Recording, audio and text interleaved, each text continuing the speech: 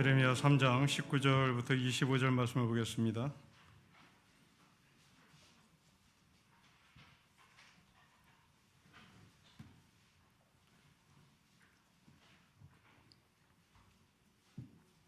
(3장 19절부터 25절입니다) 우리 한 절씩 기도하겠습니다. 내가 말하기를 내가 어떻게 하든지 너를 자녀들 중에 두며 허다한 나라들 중에 아름다운 기업인 이 귀한 땅을 너에게 주리라 하였고, 내가 다시 말하기를 너희가 나를 나의 아버지라 하고 나를 떠나지 말 것이니라 하였노라.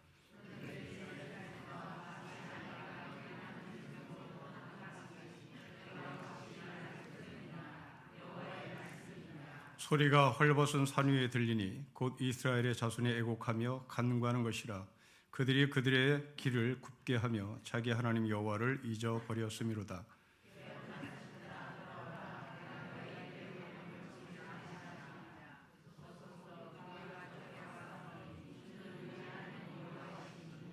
작은 산들과 큰 산 위에서 떠드는 것은 참으로 헛된 일이라. 이스라엘의 구원은 진실로 우리 하나님 여호와께 있나이다.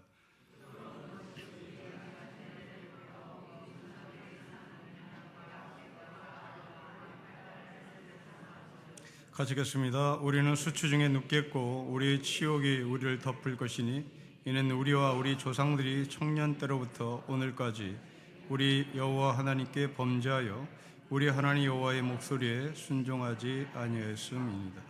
아멘. 구약 시대부터 예수님이 살아계시던 때까지 그 이스라엘을 중심으로 강국들을 좀 나열해 보면 총 6개의 제국이 등장하는데요. 제일 먼저 애굽이 등장합니다. 그리고 아수르, 바벨론, 페르시아, 헬라, 그리고 로마죠. 이 6개의 제국 가운데 헬라 제국은 성경에서 기록을 하지 않습니다. 신구약 성경 그 중간, 구약과 신약 사이에 중간기라고 하는 시간이 있는데, 그 중간기가 알렉산더 대왕이 세계를 제패했던 헬라 제국 시대입니다. 그러니까 이 중간기 헬라 제국 시대만 빼면 성경은 총 5개의 제국을 우리에게 소개합니다. 다시 나열해 보겠습니다. 애굽, 아수르, 바벨론, 성경에는 파사라고 등장하는데 그 파사가 페르시아, 그리고 로마. 그 페르시아와 로마 사이에 알렉산더 제국, 소위 헬라 제국이 있습니다. 자, 예레미야가 살던 시대에는 아수르가 세계를 제패했고, 그 아수르와 함께 경쟁 국가였던 제국이었던 애굽이 양기둥으로 세계를 제패하고 있었습니다. 다시 말하면 이스라엘을 중심으로, 좀 더 구체로 말씀을 드리면 남유다를 가운데 두고 동쪽으로 아수르 제국이 포진하고 있었고, 그리고 서쪽으로 애굽 제국이 포진하고 있었습니다. 이때는 이미 이 아수르가 북이스라엘을 점령했던 과거를 이 남유다 사람들은 기억을 하고 있습니다. 우리는 아수르 그러면 낯설죠. 들어보긴 들어봤으나 이게 그림이 잘 그려지지 않습니다. 애굽 그러면 모세가, 애굽 그러면 파라오가, 애굽 그러면 홍해바다가, 이런 것들이 기억나는데, 아수르 그러면 우리 머릿속에 기억나는 게 아무것도 없습니다. 그런데 여러분들 머릿속에 이 아수르가 굉장히 강하게 각인되어 있는 한 사건이 있습니다. 그것은 성경에 나오는 한 사람 때문에 그런데요. 그 사람이 요나입니다. 하나님이 요나에게 니느웨로 가라고 명령하죠. 그 니느웨가 아수르의 수도입니다. 그러니까 여러분들이 아수르 그러면 낯설지만 니느웨, 요나, 그는 굉장히 익숙한 단어이고 익숙한 사람이듯이 아수르는 성경에 깊이 관계가 있는 제국인 것을 우리는 알아야 합니다. 이 아수르가 북이스라엘을 향한 폭력은 정말 무지무지 무서웠습니다. 제노사이드를 실현했는데요. 소위 인종 청소를 하기로 마음을 먹었고 실제로 인종 청소에 들어갑니다. 제노사이드에 들어가는데 사마리아 성을 완전히 겹겹이 포위를 합니다. 다 굶어 죽일 작정이었죠. 너무나 배가 고픈 이 사마리아 사람들이 기진맥진한 채 물이라도 마셔보려고 우물가로 모여듭니다. 그런데 엄마들이요, 여성들이 너무나 배가 고프니까 이 우물가에 모여서 하는 얘기가 있습니다. 11개에 기록되어 있는데 한 아주머니가 옆에 있는 아주머니에게 오늘 내 아들을 잡아서 삶아 먹자. 그리고 내일은 네 아들을 잡아서 삶아 먹자고 합니다. 그러니까 완전 제노사이드에 들어간 거, 인종 청소에 들어간 아수르예요. 근데 어떻게 이 사마리아 사람들이 인종 청소를 당하지 않았던 것 같습니다. 그러자 이 아수르가 두 번째 무지막지한 정책을 피는데 이스라엘 사람들에게는 굉장히 치욕적인 정책을 펴니다. 그 정책은 피를 섞어버리는 겁니다. 혼혈 정책이 들어가는 겁니다. 제가 초등학교 다닐 때 혼혈, 그럼 우리는 혼혈이라고 표현하지 않고 아이노코라고 표현했습니다. 굉장히 저급한 말이었거든요. 우리나라 사람들도 단일 혈통을 자랑하는 민족입니다. 이스라엘 백성들도 단일 혈통을 자랑하는 민족입니다. 그 단일 혈통을 자랑하는 이스라엘에게 아수르의 피를 섞어버려서 소위 혼혈을 만들어버립니다.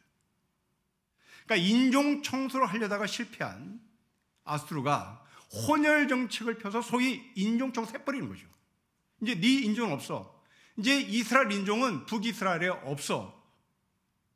선언하고 피를 섞었습니다.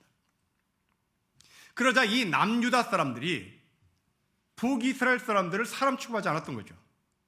저희가 초등학교 때 혼혈 아이들을 아이노코라고 손가락질하며 사람 취급을 하지 않았다고 했지, 남유다 사람들은 북이스라엘 사람들을 자기네 동족으로 취급하지 않았습니다. 이방 민족으로 취급했어요. 다른 종류의 사람으로 취급을 했습니다. 그 이유는 피가 섞였기 때문입니다. 단일 민족, 단일 혈통이 깨졌기 때문입니다. 이 문화가 예수님이 살아계시던 때까지 그대로 간직되어 옵니다. 아수르에서부터 바벨론, 페르시아, 헬라, 그리고 로마 제국. 이 로마 제국의 속국으로 들어올 때까지 사마리아 사람들은, 북이스라엘 사람들은 사람 취급을 받지 못했습니다. 그 대표적인 사건이 성경에 두 가지가 기록되어 있죠. 하나는 요한복음 4장의 수가성 여인, 남편 5명 있었던 사마리아 여자입니다. 두 번째로는 착한 사마리아 사람. 그 착한 사마리아 사람의 이야기를 끝내고 나서 예수님께서 질문하신 게 있습니다. 강도 만난 자의 이웃이 누구냐? 여러분, 이것은 무슨 말일까요? 이 자리를 스쳐 지나간 사람이 레위인이었습니다. 그리고 제사장 그룹들이었습니다. 이 레위인과 제사장은 자신의 이웃은 피가 섞이지 않은 이스라엘 사람이어야 되는 거예요. 이런 사람에게 예수님께서 강도 만난 자의 이웃이 누구냐? 레위나 너의 이웃이 누구냐 묻지 않습니다. 제사장아 너의 이웃이 누구냐 묻지 않습니다. 강도 만난 자의 이웃이 누구냐고 물어요. 그러자 이 레위인과 제사장이 기어들어가는 소리를 말합니다. 도움을 준 사람입니다. 그 도움을 준 사람, 그 사람은 자기네들이 사람 취급하지 않았던 사마리아 사람이었어요. 이런 아수르가 망해요. 바벨론에 의해서 망합니다. 그리고 여전히 이스라엘 중심으로 서쪽은 애굽이 건재합니다. 이스라엘 중심으로 서쪽에 애굽이 건재하고 이제 아수르가 망하며 이 자리를 바벨론이 대신 차지합니다. 자, 우리나라의 역사로, 우리나라의 지질학적인 중심으로 생각해 보면 우리나라를 중심으로 서쪽에 중국이 있습니다. 동쪽에 일본이 있어요. 그리고 태평양 건너에 동쪽에 미국이 있습니다. 여러분, 이 전까지는 미국을 상대할 나라가 없었습니다. 소위 아수르를 상대할 나라가 없을 정도로 지금 미국은 세계가 상대할 국가가 없습니다. 그런데 이제 이 미국이 전처럼 힘이 강한 것 같지가 않습니다. 오늘 뉴스를 보니 미국의 경제 침체는 굉장히 심각하다고 하는 뉴스가 나와요. 고용 지수가 계속 떨어지고 있고 물가는 계속 치솟는, 이제 이 경제를 잡지 못하는 미국의 현실을 경제학자들이 큰 뉴스로 다루는 것을 신문을 봤습니다. 여기에 우리는 미국과 동맹입니다.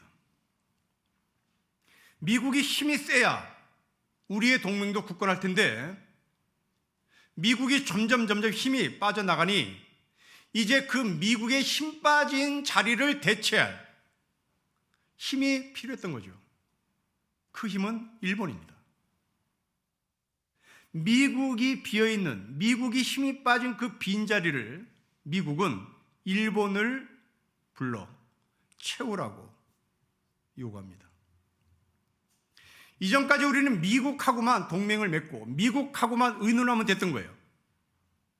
이제 미국이 일본을 끌어들였습니다. 이제 우리는 의논해야 될 상대가 둘이에요. 미국하고 일본입니다. 이제 안보의 문제가 대두됐을 때 이전에는 미국하고만 의논해서 결론 내리면 됐어요. 그런데 이제 일본이 끼어들었습니다. 이제 일본이 싫어. 그럼 우리는 난감한 거예요. 우리가 싫어. 그런데 일본이 좋아. 이러면 난감한 거예요. 이제 2대1로 상대를 해야 되는 겁니다. 1대1로 상대한 것보다 더 심각하게 어려움을 겪을 수밖에 없는 우리의 현실입니다. 이런 상황에서 북한은 지금 핵실험을 연일 계속 실험을 하고 있고 우리는 걱정거리가 한두 개가 아닙니다. 이제 서쪽에 있는 중국도 만만치 않습니다. 여기까지는 참 좋았는데 어떻게든 해보겠는데 이제 저 북쪽에 있는 러시아가 우크라이나를 공격했습니다. 이게 우리나라의 주변 국가의 현실이에요. 지금 패권 국가들이 패권을 누가 주느냐? 그 틈바구니 속에 대한민국이라는, 그리고 북한이 가운데 자리 잡고 있습니다. 자, 이런 상황에서 우리의 역사와 거의 비슷했던 북이스라엘, 그리고 남유다, 하나님이 이 나라를 어떻게 인도해 나가시는지, 그리고 그 인도해 나가시는 하나님의 음성을 우리는 어떻게 캐치해야 하는지, 그것을 알면 비록 우리는 외교 전문가는 아니지만, 비록 우리는 안보 전문가는 아니지만 하늘의 뜻이 어디에 있는지, 그리고 그 하늘의 뜻을 우리는 갈 수 있을 것입니다. 자, 이 배경을 들고 오늘 본문 19절을 보겠습니다. 여러분 19절을 같이 읽겠습니다. 시작. 내가 말하기를 내가 어떻게 하든지 너를 자녀들 중에 두며 허다한 나라들 중에 아름다운 기업인 이 귀한 땅을 너에게 주리라 하였고, 내가 다시 말하기를 너희가 나를 나의 아버지라고 나를 떠나지 말 것이라고 했다라는 말입니다. 허다한 나라가 나옵니다. 허다한 나라, 어떤 나라예요? 애국, 아수르, 바벨론, 모두 강국입니다. 우리나라로 얘기하면 일본, 중국, 미국, 러시아, 뭐 이렇단 말입니다. 그런 틈바늘 속에 있었던 이 남유다 사람들에게 하나님께서 말씀하십니다. 애굽이, 아수르가 바벨론이 갖지 못한 땅을 주시겠다고 약속합니다. 여러분 19절 중반줄 보십시오. 허다한 나라들 중에 아름다운 기업인 이 귀한 땅을 너에게 주겠다. 이 땅을 주신 분이 누구냐면 아버지입니다. 강대국이 아버지가 아니라 하나님이 아버짐을 확인시켜 줍니다. 이게 하나님의 약속이에요. 그런데 문제가 생겼습니다. 여러분 20절 보십시오. 우리 같이 읽겠습니다. 시작. 그런데 이스라엘 족속이 마치 아내가 그의 남편을 속이고 떠나던 것 같이 너희가 확실히 나를 속였느니라. 여호와의 말씀입니다. 그런데 속였다. 그런데 아버지인 하나님을 속였다. 어디로 갔을까요? 강대국으로 왔습니다. 애굽으로, 아수르로, 자기네들의 동맹으로, 자기들의 형제의 나라로 다 가버린 거예요. 그리고 그들에게 아이고 형님 한 거죠. 아이고 아버지 한 거예요. 여러분 우리하고 똑같아요. 우리는 미국한테 아이고 형님 합니다. 아이고 아버지 해요. 미국이 우리나라 대통령실을 감청했다고 지금 난리가 났습니다. 그런데 대통령실에서는 선한 의도가 있었기 때문에 그렇다는 거죠. 불선한 의도가 없단 말입니다. 아니 도청과 감청은 선한 의도이건 불순한 의도이건 나쁜 거예요 그냥. 그런데 불순한 의도가 없었다. 곧 이 말은 아이고 형님 하는 겁니다.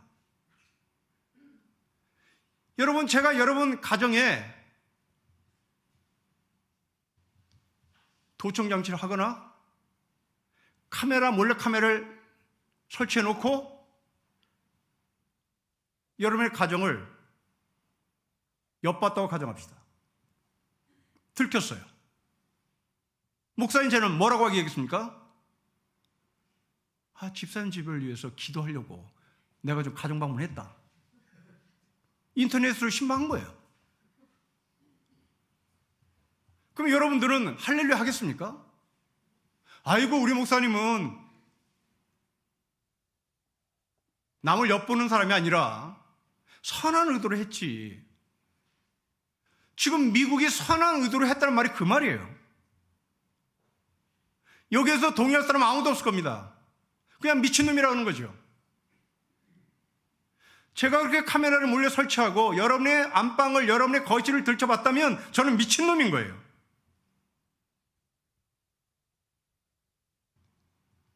지금 남유다 사람들은 그렇게 하나님을 속였어요. 그리고 애굽 앞에, 아수르 앞에 아이고 형님, 아이고 아버지.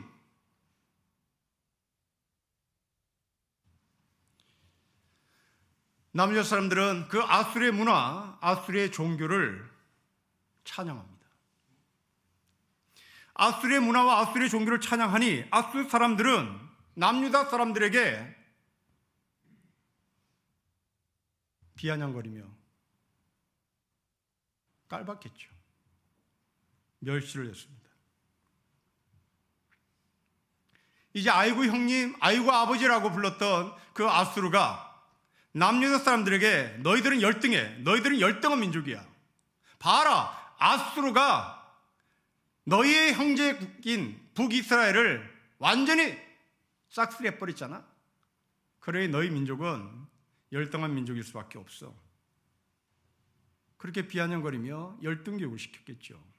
그 결과 21절에 이렇게 결론이 나옵니다. 21절을 보십시오. 우리 같이 읽겠습니다. 시작. 소리가 헐벗은 산 위에서 들리니 곧 이스라엘 자손이 애곡하며 간구하는 것이라. 그들이 그들의 길을 굳게 하며 자기 하나님 여호와를 잊어버렸습니다. 남유다의 산이 민둥산이 됐어요. 헐벗은 민둥산이 됐습니다. 살림이 황폐해진 거예요. 여러분, 강대국이 다 벌목해 간 거죠. 아수르가 다 벌목해 간 겁니다. 그래서 민둥산이 됐어요. 이 민둥산이 됐음에도 불구하고 우리가 이전에 나눴던 말씀처럼 그 민둥산에서 바알을 찬양하며 그 민둥산에서 우상들을 섬기며 그 민둥산에서 남녀가 옷을 벗고 뒹굴고 있었습니다. 강대국들은 이러한 남녀들을 보고 미개한 민족이라고 손가락질 했죠. 니들은 나무도 심지 못하는 것들이, 그래서 완전히 민둥산이 된 너희의 땅들을 갖고 있으면서 무슨 하나님의 자식들이냐고, 무슨 하나님의 자녀들이냐고 손가락질을 했습니다. 산에 나무가 있어야 되는데 그 나무가 없어졌어요. 당연히 아수르가 벌목해 간 거죠. 일제강점기 때 일본이 우리에게 열등감을 심어놓고 간 것을 헤아리자면 정말 무지무지 많겠죠. 그런데 그 중에서 두 가지를 말해본다면, 첫째로 밥 먹는 겁니다. 둘째로 옷입니다. 첫째로 밥 먹는 거 가지고 비열하게 우리를 향해서 비난했는데요. 최근에 어느 한 국회의원이 쌀 소비의 문제에 대한 방법을, 자기 나름대로 해법을 제시했는데, 밥 한 공기를 다 먹게 하자, 밥 한 공기 다 먹기 운동을 펼치면 좋겠다. 그러다가 여론의 문매를 맞았습니다. 아마 일본 사람이 이 말을 들었다면, 아, 이제 한국은 미개한 나라로 가는구나, 막 박수치며 찬양했을 겁니다. 그럼 일본 사람들은 우리나라가 밥을 많이 먹는 것을 열등한 민족의 증명 자료로 제시합니다. 우리가 알다시피 일본은 밥을 적게 먹습니다. 우리는 밥을 많이 먹어요. 그리고 밥을 한 톨도 남기지 않고 먹습니다. 이게 우리나라의 문화예요. 중국은 밥을 많이 먹는데 남겨요. 세 개 나라가 밥 먹는 문화가 다 다릅니다. 일본은 적게 먹어요. 우리는 많이 먹는데 한 톨도 땅에 떨어뜨리지 않아요. 다 주워 먹습니다. 중국은 남겨요. 여러분, 왜 우리나라는 밥을 많이 먹습니까? 일본은 우리나라가 밥을 많이 먹는 이유는 미개한 민족이라고 자기네 기준을 딱 정해요. 그럼 우리나라 문화를 몰라서 그런 거죠. 우리나라가 밥을 많이 먹는 이유 뭐죠? 밥을 많이 먹는 사람은 복이 들어와요. 밥을 많이 먹는 사람은 복덩어리입니다. 복이 많은 사람은 밥을 많이 먹어요. 그런데 일본 사람은 밥을 많이 먹는 것이 미개한 민족이라고 선을 그어버렸습니다. 두 번째로, 우리나라 사람들은 절대로 밥을 남기지 않습니다. 땅에 떨어져도 그 밥알을 주워 먹어요. 왜요? 농사 지은 사람의 아픔을 기억해라, 농민들의 땀을 기억해라. 이게 우리나라의 문화예요. 어디에 여기에 열등감이 있습니까? 여기 어디에 일본이 우리를 미개하게 봅니까?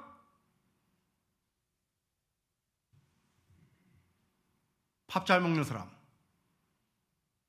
복 있는 사람이고, 밥 한 톨도 땅에 떨어지지 않냐고 끝까지 먹으려고 하는 것은 이 밥 하나를 만들어준 농민의 땀을 잊지 말자는 의미였습니다. 두 번째입니다. 일본 사람들은 우리나라 사람들이 목욕을 하지 않는 아주 더러운 민족이라고 정리합니다. 여러분, DDT라고 하는 약을 아십니까? 제 손에는 몰라요. 저보다 연배가 많은 분들은 DDT를 실제로 몸에 뿌리고 다닌 그런 기억들이 있을 겁니다. 사람 몸에서 기생하는 이런 것들을 박멸하는 약입니다. 1945년에 미 군정은 이 DDT를 한국 사람에게 10일마다 뿌렸습니다. 10일마다. 그러니까 그만큼 이가 많았던 거죠. 이유. 왜 이렇게 이가 많은가? 이유. 한국인들은 잘 씻지 않아서 그랬다. 그리고 옷을 갈아입지 않기 때문이다. 이것이 미 군정이 제시한 미개한 국가의 모습이었습니다. 아닙니다. 1910년에 한 폴란드 사람이 조선 사람 집에서 하숙을 했는데요. 이 하숙한 사람이 일기를 남겼는데 일기에는 이런 글이 남아 있습니다. 내가 가까이에서 본 바에 의하면 조선인들은 밖에 나갔다가 돌아오면 반드시 손을 씻는다. 우리나라 하숙집에서 하숙을 했던 폴란드 사람의 일기입니다. 물론 우리나라 사람들 옷을 잘 빨지 않았습니다. 그건 사실이에요. 왜 옷을 빨지 않았을까요?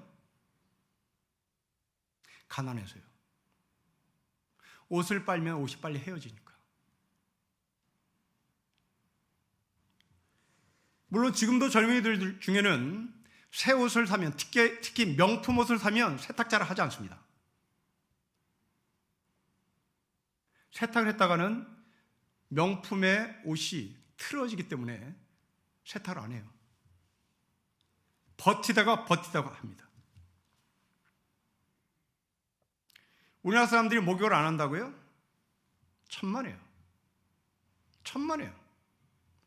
그것은 일본 사람들이 여러분에게 세뇌시킨 가스라이팅입니다. 우리나라의 제사가 얼마나 많습니까? 그 제사 드린 전날 반드시 목욕제게해요. 우리나라의 문화예요. 이건 필수 문화예요. 1년에 몇 번 제사가 옵니까? 종갓집에는 1년 12달 제사예요. 누가 우리나라가 목욕을 안 한다고 그럽니까?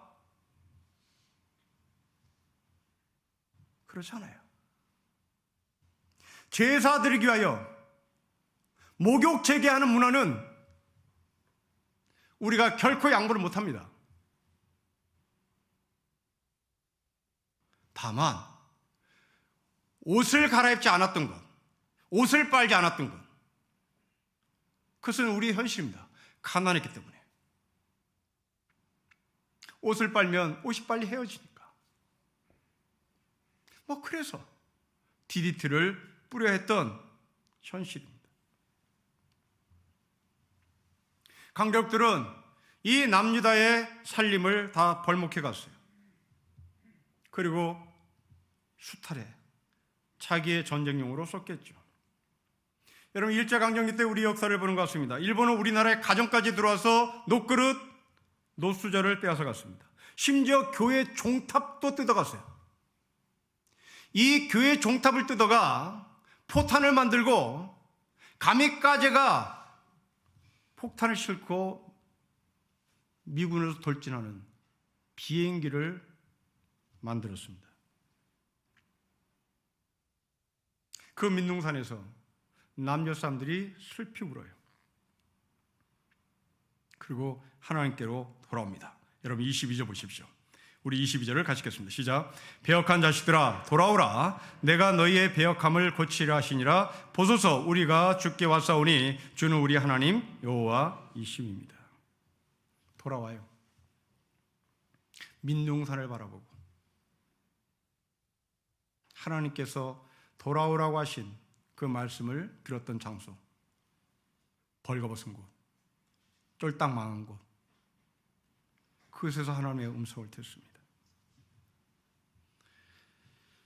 최근에 한 형제로부터 전화를 받았습니다. 오래전에 저에게 양복 한 벌을 해주고 고향으로 내려가서 변호사 개업을 한 형제입니다. 울먹거리며 전화 속 너머에서 들리는 목소리는 목사님 내가 망했습니다. 청년 때 내가 했던 기도를 다시 시작하게 되어서 그래서 나는 오히려 망했음에도 불구하고 감사합니다. 뭐 이런 얘기입니다. 그 형제는 저에게 목사님이 제 옆에서 변하지 않는 모습으로 서 있어 줘서 정말 고맙습니다. 이제부터 한눈 팔지 않고 내 변호사 본연의 업무에 충실하겠다고 울면서 통화를 했습니다. 저는 그 형제에게 내가 지금도 형제가 해준 양복을 입고 수예배 설교를 하고 있으니 내 몸이 10년 전도 지금도 여전히 변치 않고 양복이 맞으니 앞으로 10년 후에도 변치 않고 있을 테니 힘들면 전화를 하게나 라고 말했죠.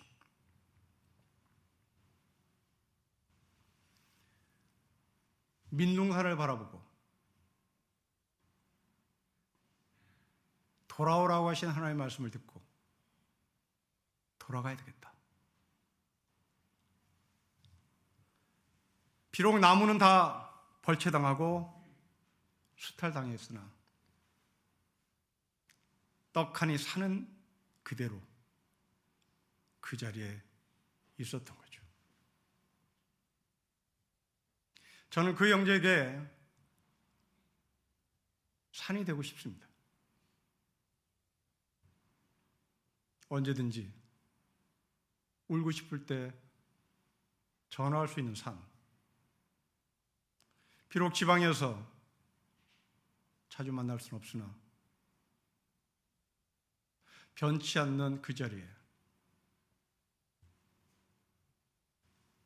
자기가 해준 양복을 입고 수예배를 인도하고 설교를 하는 그 변하지 않는 목사. 그러면 된 거죠.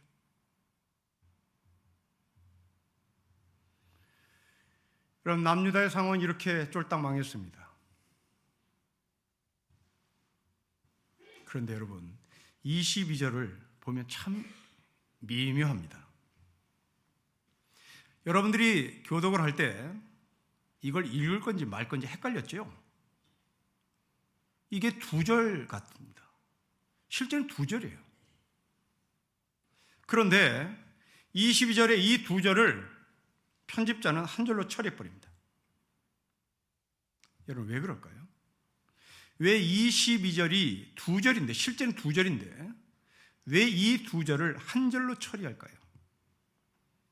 그렇습니다. 여기에는 머뭇거리면서 갈등하는 남녀 사람들이 보이지 않아요? 배역한 자식들아 돌아오라. 내가 너희의 배역함을 고치리라. 이 말씀을 듣고 갈까 말까? 갈까 말까? 갈등합니다. 그 갈등을 우리에게 전달하고자 이것을 한 절로 처리해버린 거죠. 그 갈등하던 남녀 사람들이 결심합니다. 보소서, 우리가 주께 왔습니다. 주는 우리 하나님 여호와이십니다.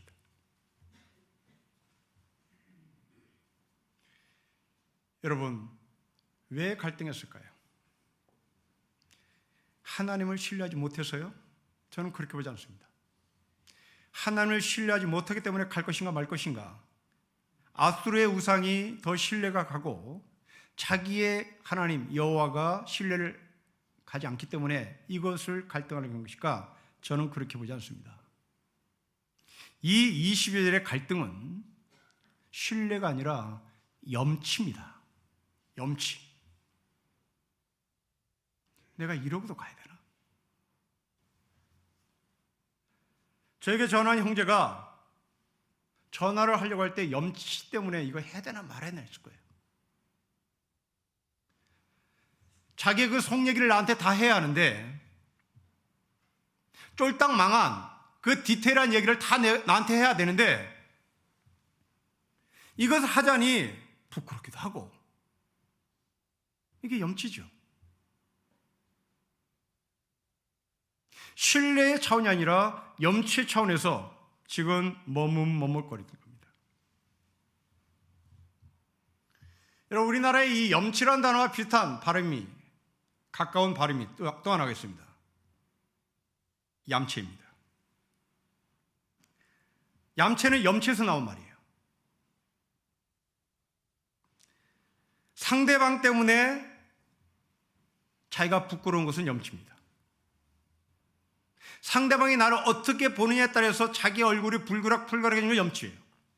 그런데 상대방이 아예 안 보이는 사람, 이게 얌체들이죠. 여러분들이 얌체입니까? 염치입니까?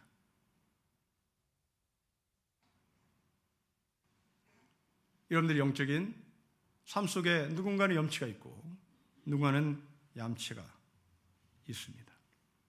이 남유다 사람들은 얌체로 살았죠. 소위 염치 없이 살았습니다. 민둥산에서 부끄럼도 모른 채 강대구에 간과 쓸개를 다 내어다 줬어요. 개같이 벌어서 정성같이 쓰면 됐지 뭐. 민둥산에서 내가 빨가벗고 남녀가 뒤섞이면 어떠냐? 내가 좋으면 됐지 뭐.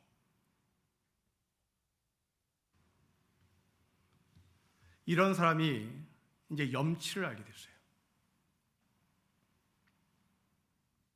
그 염치를 무릅쓰고 하나님께 나옵니다. 예수님이 이 모습을 뭐라고 말씀하셨습니까? 그렇습니다. 마음이 가난한 자. 이게 염치 있는 사람입니다. 마음이 가난한 자. 그 염치 있는 사람은 곧 복 있는 사람입니다. 과연 이 말이 정말 진실일까요? 아니면 허황된 말일까요? 답은 진실입니다. 여러분 25절 보십시오.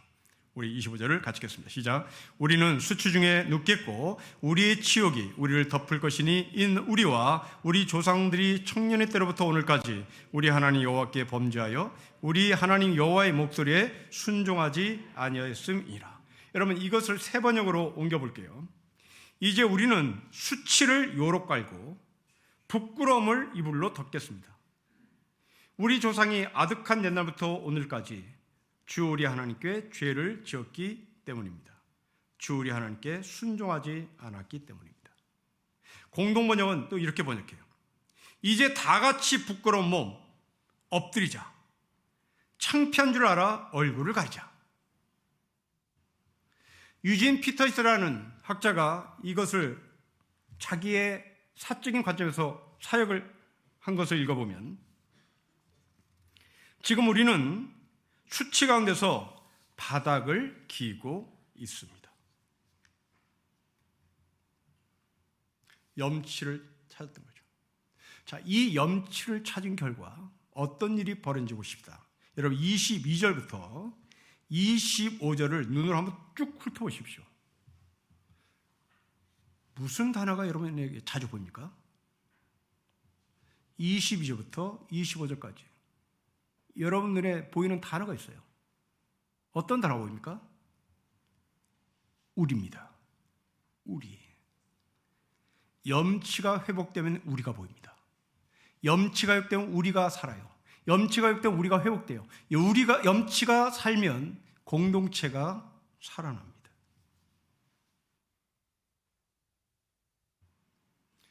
여러분 남편의 아내에게 염치가 있으면 부부는 살아납니다.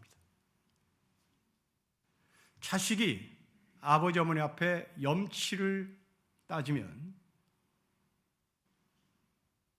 부모와 자식 사이의 관계는 살아납니다. 부부가 염치를 놓치면 등 돌리는 거죠. 부모와 자식 사이의 염치를 놓치면 배은망덕한 자식이 되는 겁니다. 염치. 그것은 곧 관계를 회복합니다. 염치. 그것은 곧 공동체를 회복시켜요. 사형수 신분으로 29년을 지금 복역하고 있는 한 사람의 이야기를 여러분에게 들려드리겠습니다. 강원도 원주에서 여호와의 증인, 소위 왕국회관을 불질러서 15명을 숨지게 한 사람입니다. 그 15명의 사상자 가운데 11명이 미성년자예요. 1993년에 대법원은 이 사람을 사형수로 처리했습니다. 그런데 아직까지 사형당하지 않고 목숨을 부지하며 삽니다. 종교 문제로 여호와의 증인 왕국회관을 불질렀던 이 사람은 교도소에 들어가서 개신교 신자가 돼요. 새벽 4시에 일어나서 새벽 기도를 하고 그 새벽 기도하는 가운데 자신이 피해를 준 그 피해자들을 위해서 중보하고 기도합니다. 이 사람의 일기장에 이런 글이 써 있어요. 26년이라는 세월을 속죄하면서 지은 죄를 씻어내고 싶었는데 그 죄값은 저에게서 떨어져 나가지 않네요. 나로 인해 생명을 잃으신 분들의 생명을 회복해드릴 수 없음에 늘 가슴 아픈 마음으로 살고 있습니다. 정말 많이 부끄럽고 죄송할 마음뿐입니다. 어쩌다 이렇게 무서운 죄인의 모습, 갇힌 자가 되어 자유를 잃고 사는지 저 자신이 많이도 미워지고 또 밉습니다.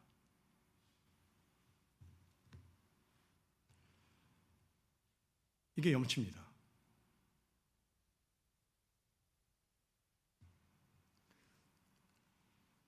한국 기독교인들은 염치를 모르는 것 같아요. 교회 안에 염치를 모르는 성도들을 가끔 보죠. 그게 얌체들이죠. 목사의 눈에는 보입니다.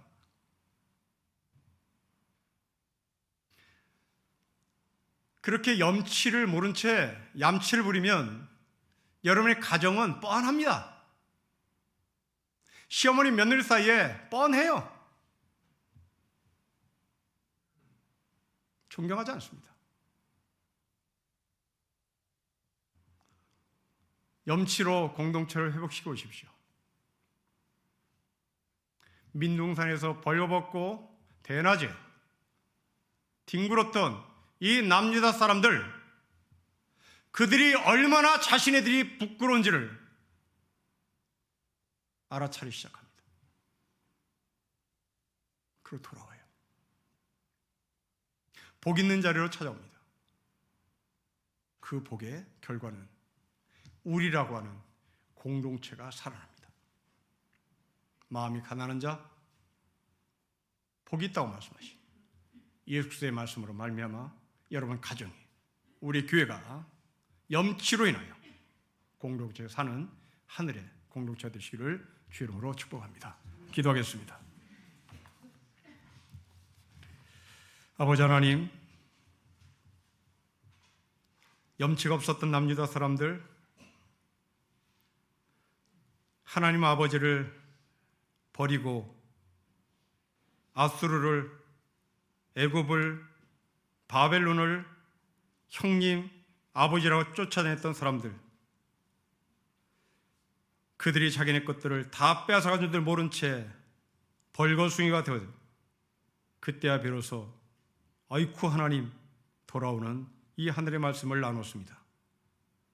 우리가 형님이라고 부르는 세상의 것들, 우리가 아버지라고 부르는 세상의 것들 앞에 다 뺏기고 난 후에 하나님 아버지로 돌아오는 우리인지, 아니면 지금 당장 아버지 앞으로 돌아오는 우리인지 영적으로 헤아리게 하셔서 하나님 앞에, 아버지 앞에 복 있는 자리에 서게 하여 주십시오. 주 예수 그리스도의 이름으로 기도합니다. 아멘.